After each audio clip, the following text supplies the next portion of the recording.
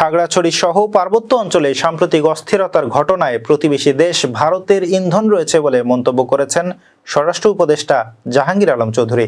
সোমবার দুপুরে রাজধানীর রমনায় ডিএমপির 5টি থানার প্রশাসনিক কাম ব্যারাক ভবন নির্মাণ কাজ উদ্বোধনের পর সাংবাদিকদের প্রশ্নের জবাবে তিনি বলেন, ভারত ও ফ্যাসিস্টদের ইন্ধনে পাহাড়ে যেন কোনো ধরনের ঘটনা না ঘটতে পারে সেজন্য আমরা সর্বাত্মক ব্যবস্থা নিচ্ছি। তিনি জানান, কিছু সন্ত্রাসী পাহাড়ের ওপর থেকে গুলি ছুটছে। এসব অস্ত্রের বড় অংশ বাইরে থেকে আসছে। যদিও তিনি সরাসরি দেশের নাম উল্লেখ করেননি, তবে সাংবাদিকদের প্রশ্নে ভারতের দিকেই ইঙ্গিত করেন।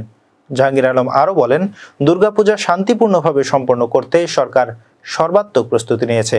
কেউ যেন পূজাকে কেন্দ্র করে বিশৃঙ্খলা না করে, রাস্তাঘাট অবরোধ না করে। উৎসব নির্বিঘ্নে উদযাপনে সবার সহযোগিতা প্রয়োজন।